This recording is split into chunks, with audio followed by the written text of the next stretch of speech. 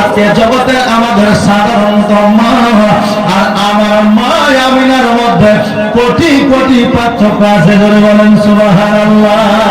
কারণ আমার নবী পাক সাল্লাল্লাহু তাআলা আলাইহি ওয়াসাল্লাম যখন মা আমিনার গর্ভে এসেছিলেন, মা আমিনা জানতে পারে নাই। এখনকার মায়েদের গর্ভে যখন সন্তান আসে, ওই মা জানতে পারে তো দূরের কথা, ঠিক মতো খেতে পারে না, বমি হয়, কাক বমি হয়, পেটে গ্যাস হয়, তারপরে অম্বল হয়, কত রকম জ্বালা যন্ত্রণা হয়, প্রেশার হাই হয়, সুগার হাই হয়, আরো কত রকমের আপনার রোগ হয়ে যায়। কিন্তু ডাক্তার দেখায় স্বীকার করিয়া আমরা এখন বর্তমানে বাচ্চা নিই, যত বৈজ্ঞানিক মতে এখন চলতেছি, এই জন্য আমাদের সেটা করতে বাধ্য হতে হচ্ছে। কিন্তু আমিনা রাদিয়াল্লাহু তাআলা আনহা ইনার ব্যাপারে রাবিরা বর্ণনা করেছেন, আমিনার গর্ভে নবী এসেছে, আমার আমিনা জানতে পারে নাই। আমিনার গর্ভে যখন নবী এসেছে, আমিনার পেটটা আপনার বড় হয় নাই।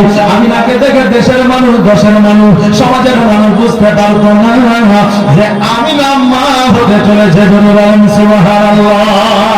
আর এখন আমরা মায়েদেরকে দেখলে বুঝতে পারি যে এই মাটা গর্ভবতী, নাকি বলেন? কিন্তু আমিনাকে দেখে কেউ বুঝতে পারেনি যে এই আমিনা গর্ভবতী।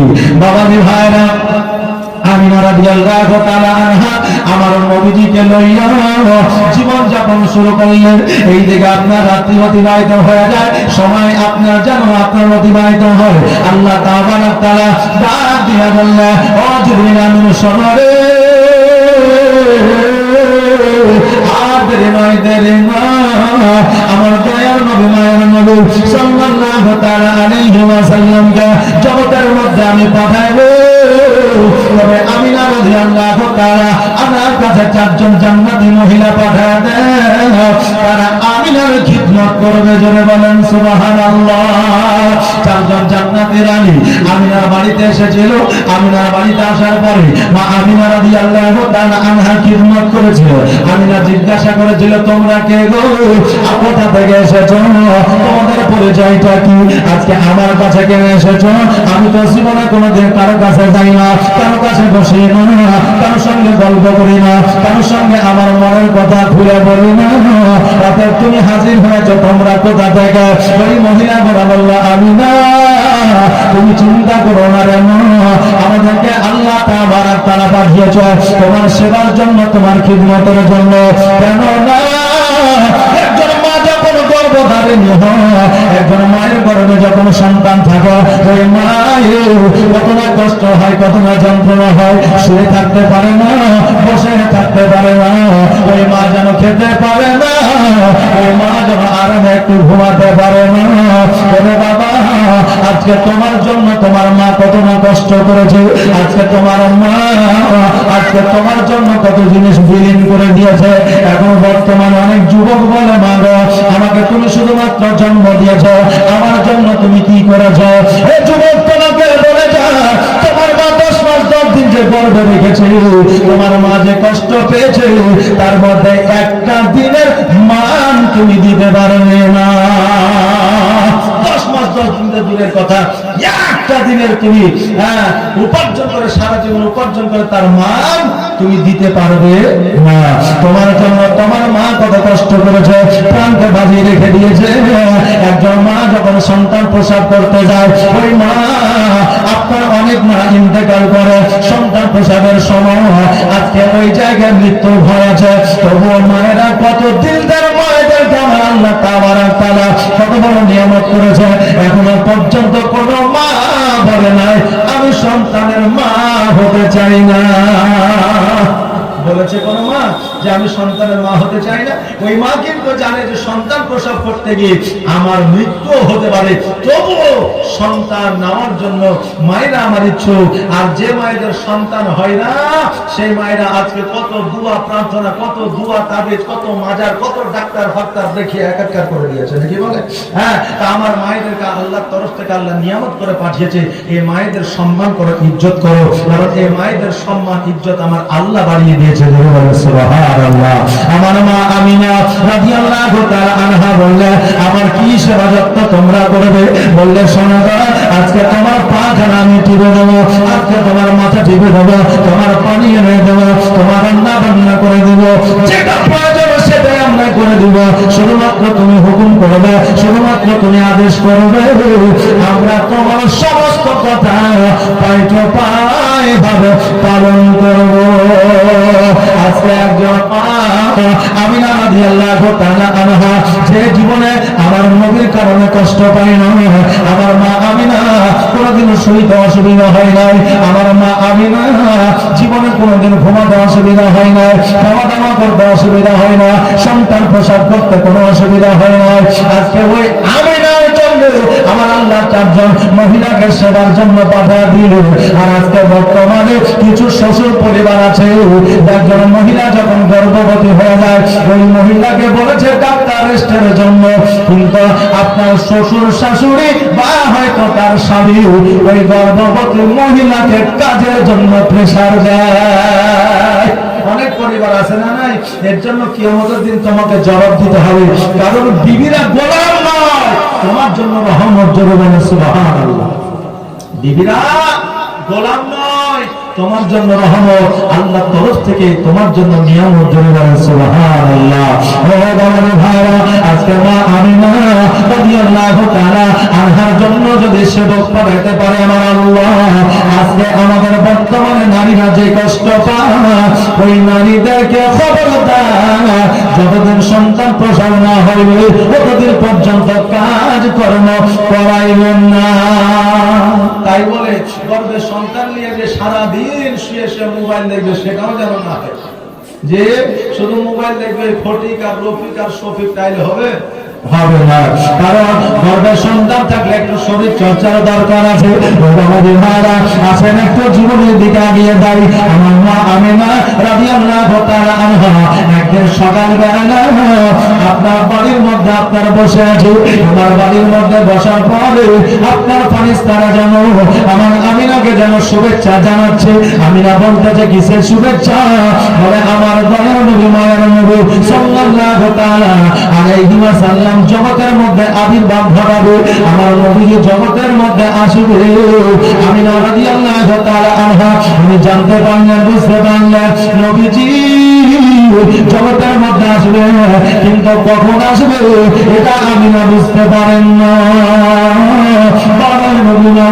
570 খ্রিস্টাব্দে নবীজি এসেছিলেন, তার আগে রাত্রি বলেছিল আল্লাহ গো আজকে নবীকে আমার বুকে পাঠায় দাও, আজকে আমি রাত্রি আমার শান সহকার হয়ে যাবো।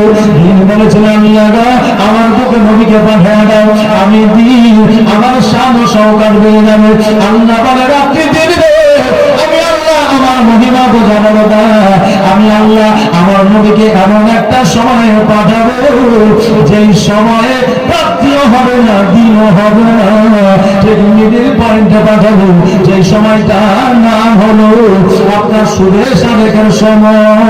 ওই সময় আমার নবীকে পাঠাইবো যেই সময়টা রাত্রিও দাবি করতে পারবে না, দিনেও দাবি করতে পারবে না। আমিনা রাদিয়াল্লাহু তাআলা আনহা রাত্রিবেলায় যেন আপনার বিছানায় শুয়ে গেলেন। আমার বাবার ভাইরা আব্দুল মুত্তালিব রাদিয়াল্লাহু তাআলা আনহু সময় সাথে গেল সময় মসজিদে যেন বসে আছে, কাবা ঘরে যেন বসে আছে। হঠাৎ করে আব্দুল মুত্তালিব রাদিয়াল্লাহু তাআলা আনহু লক্ষ্য করে দেখলেন যে এত মস্ত বড় কাবা ঘর শক্ত পাথর দিয়ে তৈরি করা, ওই কাবা যেন আমার ঘরের দিকে নৌকে গেছে, ঝুঁকে গেছে। জোরে বলেন সুবহানাল্লাহ। আব্দুল মুত্তালিব রাদিয়াল্লাহু তাআলা আনহু চিন্তা করে আল্লাহ এত সম্পদ এত তরতাজা করে এই কাবা ঘরকে বানিয়েছেন হযরত ইব্রাহিম আলাইহিস সালাম, হযরত ইসমাঈল আলাইহিস সালাম। আজকে কাবা ঘর কেন ঝুঁকে গেল?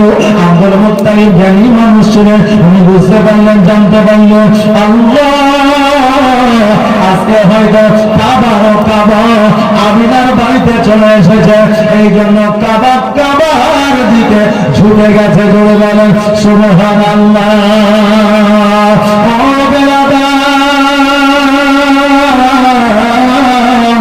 আমার আব্দুল মুত্তালিব রাদিয়াল্লাহু তাআলা আনহু উনি যেন আপনার দ্রুত থেকে আমিনার বাড়ির দিকে চলতে আরম্ভ করলো। হঠাৎ করে দেখতে যেন আমিনার দরওয়াজার সম্মুখে দুইটা যেন সিকিউরিটি দাঁড়িয়ে আছে। আব্দুল মুত্তালিব চিন্তা করে, আল্লাহ, আমিনা রাদিয়াল্লাহু তাআলা আনহা, আমি ছাড়া দ্বিতীয় আর কেউ না। আজকে আমি ছাড়া তাকে ডাকার মতো কেউ না। আজকে আমিনার দরওয়াজার সম্মুখে দুইজন দারোয়ান কারা দাঁড়ায়া আছে। আব্দুল মুত্তালিব রাদিয়াল্লাহু তাআলা আনহু ঘুরে ঘুরে পায়ে যাওয়ার পরে বললেন, ও আল্লাহর বান্দা, তোমরা কে আমিনার বাড়ির সম্মুখে দাঁড়িয়ে আছো? তোমাদের পরিচয়টা কি? তোমরা কিসের জন্য দাঁড়িয়ে আছো? তারা বলল, শোনো আব্দুল মুত্তালিব, আমরা হলাম আল্লাহর ফেরেশতা, আজকে এখানে এই জন্য দাঁড়িয়ে আছি। আখেরি পয়গম্বর মুহাম্মদুর রাসূলুল্লাহ সাল্লাল্লাহু তাআলা আলাইহি ওয়াসাল্লাম জগতের মধ্যে এসেছে, এই জন্য আমরা তাকে পাহারা দিতেছি, আমরা দারোয়ান হিসেবে দাঁড়িয়ে আছি। আব্দুল মুত্তালিব, আমার নবীজি শুভে সাদেকের সময় এসেছে। আল্লাহর ফেরেশতারা আজকে থেকে নিয়ে সাতদিন পর্যন্ত দর্শন করবে, তারপরে জগতের মানুষ আমার নবীজিকে দেখবে। জোরে বলেন মারহাবা। সকল ফেরেশতারা দর্শন করবে, তারপরে দুনিয়ার মানুষ দেখবে। আব্দুল মুত্তালিব বলে, শোনবে, আমার পতাকা আমি 7 দিন পরে দেখব, এটা কোনোদিন হতে পারে না। জন্মরে যখন আমিনার বাড়িতে প্রবেশ করতে যাবে, রবি বর্ণনা করেছে আব্দুল মুত্তালিবের মাথায় আঘাত করা হয়েছিল। রবি বর্ণনা করেছে না না না, আব্দুল মুত্তালিবের মাথায় হাত বুলিয়ে দেওয়া হয়েছিল। আর হাত বুলিয়ে দেওয়ার কারণে আব্দুল মুত্তালিব 1 দিন নয়, 2 দিন নয়, 3 দিন নয়, 4 দিন নয়, 7 দিন পর্যন্ত অজ্ঞান হয়ে জমিনের মধ্যে শুয়েছিলেন। যারা বলেন সুবহানাল্লাহ। ও বাবাজি ভাইরা, আব্দুল মুত্তালিব রাদিয়াল্লাহু তাআলা আনহু অজ্ঞানভাবে আপনার ওই জগতের মধ্যে জমিনে আপনার শুয়ে আছে। আর আসমান থেকে মা আমিনার বাড়ি পর্যন্ত আল্লাহ তাবারক তাআলা সিঁড়ি নামিয়ে দিয়েছে। আর ওই সিঁড়ি দিয়ে মা আমিনার বাড়িতে ফেরেশতারা যেন আসে, আর আসার পর নবীর সামনে যেন সালাত ও সালাম পড়ে, নবীর সামনে যেন দরুদ পড়ে, আর আমার নবীজিকে দর্শন করে। হ্যাঁ বাবাজি ভাইরা, আজকে আমরা মুসলমান বাড়ি হলাম বলি, যখন আমরা জুলুস বের করি, আজকে আপনাদের বন্দিরা বলে, আহলে হাদিসরা বলে, আজকে ইহুদির দলের লোকেরা বলে, এই জুলুস জীবনে কোনোদিন শরীয়ত মতে বাহির করা জায়েজ না। বলে কি বলে না? এই বাবারা শুনে নাও, আজকে যে আল্লাহর ফেরেশতারা নবীর সামনে জুলুস বের করেছে, আজকে থেকে 1442 হিজরি আগে, তা আল্লাহর নবীর সামনে যদি আল্লাহর ফেরেশতারা জুলুস বের করতে পারে, আমরা মুসলমান হয়ে কেন পারি না? সেই দিন জুলুস বের করেছিল, তো সেই দিন জুলুস বের করেছিল। আর তারা কি বলতেছিল? আসমান থেকে যখন মা আমিনার বাড়িতে পৌঁছাতে ছিল, তো বলতেছিল, আসসালাতু আসসালামু আলাইকা ইয়া রাসূলুল্লাহ। আজকে আমাদের ভাষায় নয়, আজকে আল্লাহর ফেরেশতারা পর্যন্ত নবীর সামনে দরুদ পড়ে। জোরে বলেন সুবহানাল্লাহ। বাবাজি ভাইরা, শুধু এটাই নয়, আজকে আমরা জুলুসের দিন যে পতাকাটা নিয়ে ঘুরি, একটা পতাকা থাকে না, পতাকাটা নিয়ে ঘুরি, ওই পতাকাটা আমরা কোথা থেকে পেয়েছি? আমাদের কোন মন্ত্রী, কোন এমএলএ, কোন নেতা, কোন আলেম, কোন ওলামা, কোন মুজাদ্দিদ, কোন ওলি, কোন পীর সাহেব, কোন পয়গম্বর দিয়েছে এই পতাকা? পতাকাটা কে দিয়েছে? আল্লাহর ফেরেশতারা বলেছিল, আল্লাহ গো, আমরা যে মা আমিনার বাড়িতে যাব, মা আমিনার বাড়ি আমরা কেমন করে চিনব? আল্লাহ তাবারক তাআলা বলল, ও জিবরিল, যাও যাও যাও, জান্নাত হইতে একটা সবুজ পাতার পতাকা নিয়ে চলে যাও, আর ওই পতাকাটা মা আমিনার বাড়িতে গেড়ে দাও। ওই পতাকাটা লক্ষ্য করিয়া আমার সমস্ত ফেরেশতারা আমার নবীকে দর্শন করবে। আর ওই পতাকা সেই দিন থেকে চালু আছে, আজ পর্যন্ত জুলুসের পতাকা চালু আছে। সুন্নি যতদিন থাকবে ততদিন জুলুস চলবে। এক কথায়, এখন থেকে নিয়ে, কাল থেকে নিয়ে, পরশু থেকে নিয়ে আখের পর্যন্ত সুন্নিদের অন্তরে নবীর প্রেম জেগে থাকবে। জোরে বলেন সুবহানাল্লাহ। নবীর প্রেম যদি না থাকে, থাকে জগৎ চলবে না। আজকে ফারাজি লামা জাবি ওয়াহাবিয়াদেরকে জিজ্ঞাসা করেন, তোমাদের নেতাকে, তোমাদের গ্রুপে, তোমাদের মূল মালিককে, তারা বলবে যে গাঙ্গুহি, আঙ্গুহি, সাঙ্গুহি, দেখি বরবটি, টরবটি এরকম নাম বলবে। কিন্তু যখন সুন্নিদের জিজ্ঞাসা করবে তোমাদের গুরুর নাম কি, তোমাদের কি বলে, তোমাদের যে মাযহাব, সে মাযহাবের নাম কি, তা আমরা ডাইরেক্ট সুন্নিরা আমার আকা মাওলা জনাবে মুহাম্মদ রাসূলুল্লাহ সাল্লাল্লাহু তাআলা আলাইহি ওয়াসাল্লামের নাম নিই, কারণ আমার নবীর যে দল আমাদেরও সেই দল। জোরে বলেন সুবহানাল্লাহ। আর আজকে যত দল আছে তারা নতুন দল তৈরি করেছে। আগে দেওবন্দি ছিল না, ফারাদি ছিল না, লামাযহাবি ছিল না, শিয়া ছিল না, আগে থেকে সুন্নি ছিল, আহলে বায়াত ছিল, আওলাদে রাসূল ছিল। এখনো পর্যন্ত এই সুন্নি আহলে বায়াত আছে, কিয়ামত পর্যন্ত থাকবে। জোরে বলেন সুবহানাল্লাহ। বাপজি ভাইরা, আজকে আমাদের যখন প্রোগ্রাম নিতে হয় তখন আমাদেরকে অনেক সময় ভেবেচিন্তে নিতে হয়। কারণ হইলো আজকে জীবনী জুলুস জালসা অনেকেই করে, কিন্তু কিয়াম সালাম অনেকে করে না।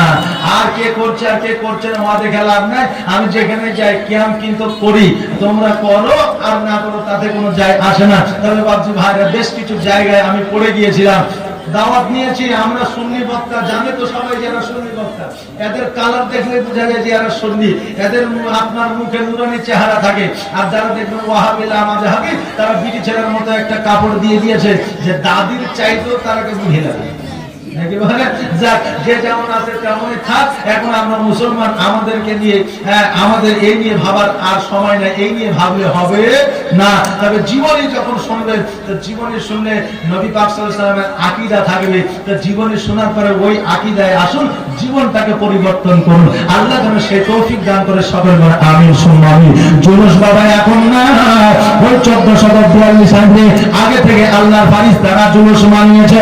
তার জন্য আমরা সুন্নি মাযহাবের লোক, আমরা জুলুস মানাই। জোরে বলেন সুবহানাল্লাহ।